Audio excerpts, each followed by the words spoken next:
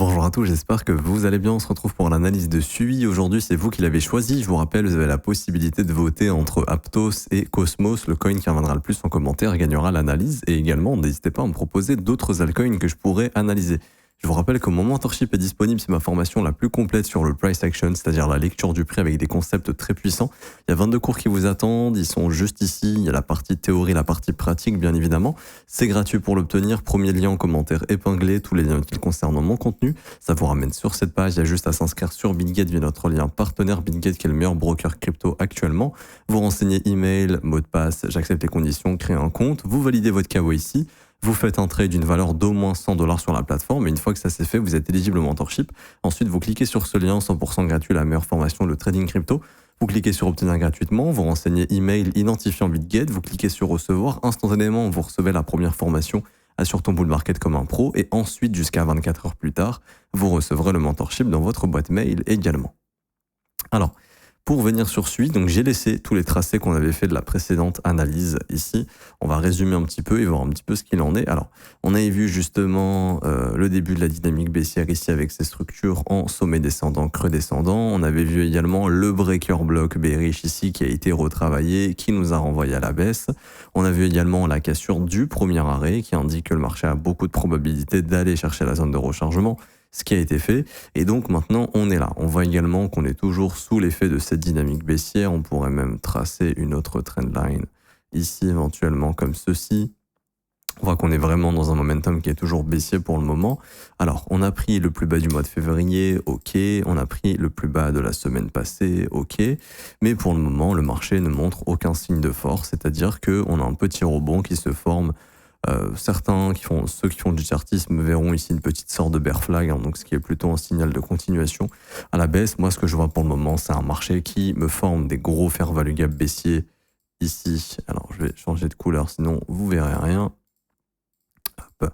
Donc, je vois bel et bien des fair value gap baissiers qui renvoient le prix à la baisse. J'en revois un ici qui renvoie le prix à la baisse. Et pour le moment, je vois aucun fair value gap haussier. Donc, ça montre qu'il n'y a absolument aucun signe de force dans ce marché. Ok ?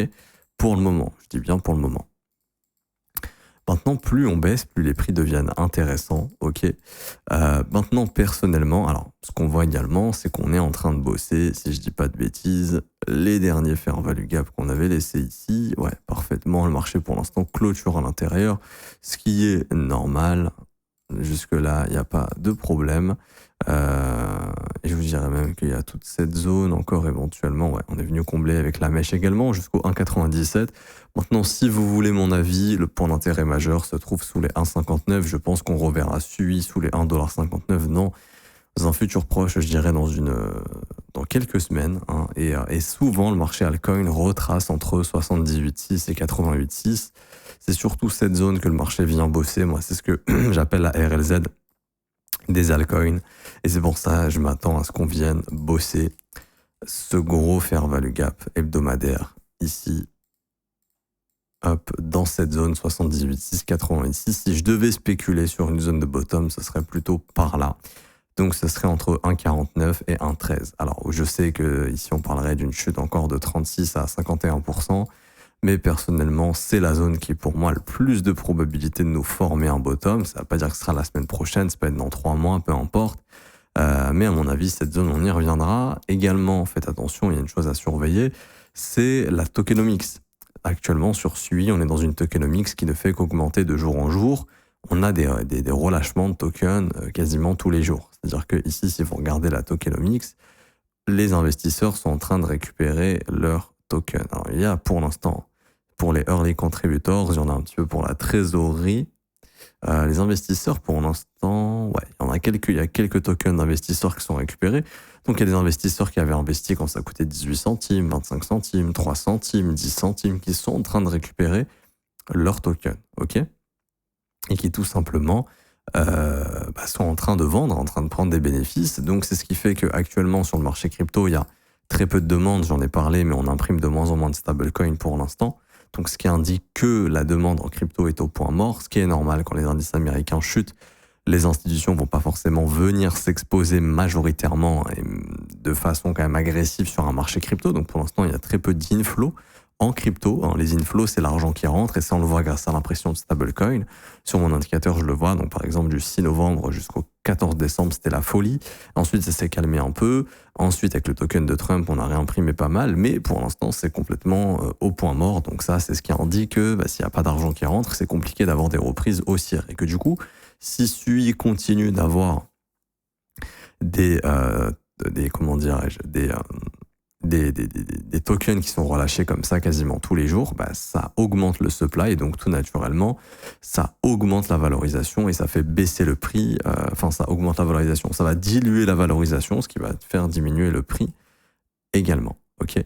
Donc la tokenomics n'est pas non plus dégueulasse.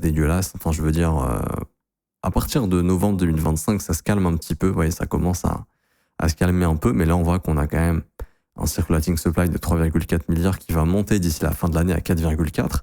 Donc si d'ici là, il n'y a pas encore eu de la demande pour le marché crypto, il y a plus de chances de baisser à cause de cette dilution. Ok, donc c'est pas en mode ça abaisse, si ça baisse, hein, dans les zones que je vous indiquais, parce que je sais que là, on parle quand même de zones de prix d'au moins 30 à peut-être 50% de baisse.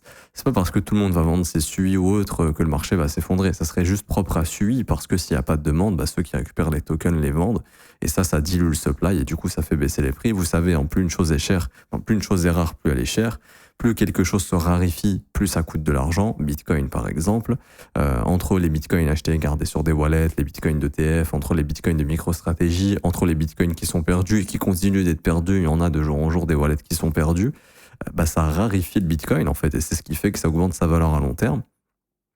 Pareil pour, je sais pas, moi, l'immobilier dans une zone bien précise, quand toutes les terres sont construites, c'est compliqué de faire plus de construction, donc techniquement les prix augmentent. Hein, si la demande, même si la demande stagne, les prix stagnent ou au meilleur des cas augmentent. Mais là sur Suisse c'est un peu le contraire où la demande est au point mort et l'offre va continuer d'augmenter au cours des prochains mois. Donc si la demande ne se réveille pas, si l'argent ne rentre pas en crypto, ça pourrait justement faire chuter les prix à cause de ce supply qui augmente. Maintenant Suisse ça reste quand même une chain, je pense, avec du potentiel. Le seul point négatif c'est que le marché est à top en décembre-janvier, donc SUI est en plein relâchement de tokens. Il y a moins de demandes, ce qui fait chuter les prix. Et il y a aussi cette tokenomics qui est quand même assez agressive, c'est-à-dire que sur du long terme, quand je parle long terme, je parle pas genre l'année prochaine, je parle vraiment sur les 5-6 prochaines années. SUI risque pas d'être bien haut parce que sa FDV va commencer à être très élevée et si on veut atteindre des prix qui sont assez élevés, il va falloir atteindre des market cap énormes.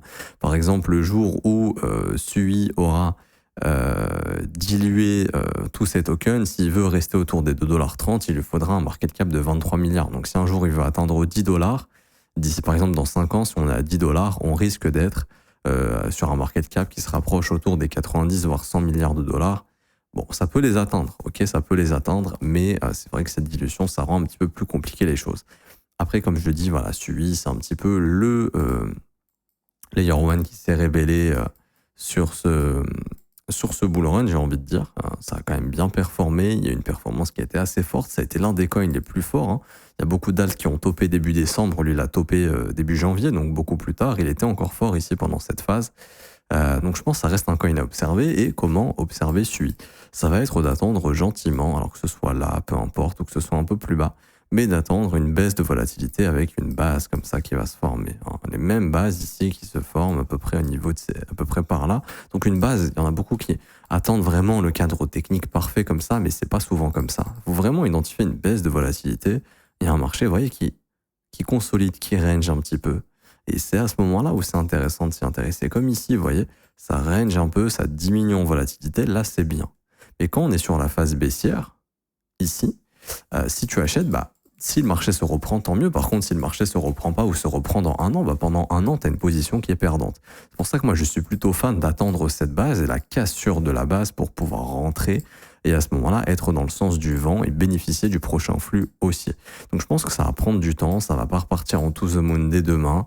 Je pense qu'il va falloir être patient, attendre que la base se forme et puis quand ce sera le cas, là oui, éventuellement, on pourra repartir sur quelque chose d'haussier sur SUI, puisqu'on voit quand même qu'il fait des cycles, hein. Conso, pump, retracement, conso, pump, retracement. Donc, éventuellement, avoir un creux ascendant au-dessus des 46 centimes me semble être la chose la plus probable, ok.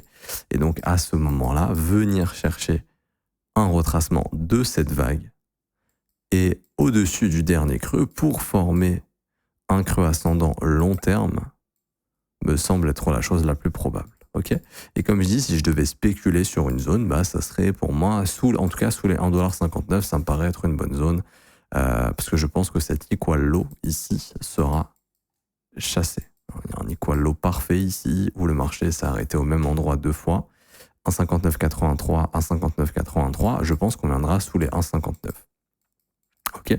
Maintenant, pour calculer vos objectifs, quand vous achetez, vous prenez toujours votre plus haut, un FIB, votre plus bas. Alors, on spécule sur, imaginons, un plus bas ici à 1,22$. Ok. Premier niveau qui vous intéresse, toujours 38,2, c'est le premier arrêt et il faut prendre des bénéfices ici, il faut sécuriser sa position. Si le premier arrêt casse, vous savez que la zone de rechargement de short devient le prochain point d'intérêt, donc entre les 3,4. Si on bottom dans cette zone, ce serait ici entre les 3,80 et les 4,47, ça va dépendre de où sera le bottom, les prix vont s'ajuster. Donc pareil, il faut reprendre des bénéfices en zone de rechargement de short. ATH, il faut prendre des bénéfices également. Et ensuite, là, on va chercher des extensions. Ok. Et les extensions, simplement, ce serait par exemple ici, premier niveau 1,272. Donc dans ma simulation ici, ce serait autour des 6,50$. Dernier objectif entre 7,93 et 9,49. Mais encore une fois, ça dépendra de où est le bottom. Et c'est comme ça que vous pouvez avoir des objectifs. Également, ce qu'on pourrait faire, c'est tracer une petite trendline ici en reliant les deux sommets et de se dire que potentiellement le jour où on revient chercher le troisième sommet ici, ça sera pareil une zone de vente autour des 8$ par exemple. Si c'est en 2025, si c'est en 2026, ça serait autour des 10$ par exemple. Mais ce serait une bonne target. Mais avant ça, il faudra attendre la formation bien évidemment d'un bottom, ce qui n'est pas encore le cas actuellement. Alors je passe en mensuel, on voit qu'on est en train de travailler ce fair value gap mensuel. Si on clôture en mensuel sous les 2,36, je pense qu'on ira chercher du coup le prochain fair value gap mensuel et c'est ce fair value gap ici qui pour moi aurait le plus de chances de nous former un bottom. Donc il est très gros mais entre 1,50 et 1,13$, donc ça correspond à peu près à la même zone que je vous ai indiqué tout simplement. Ok.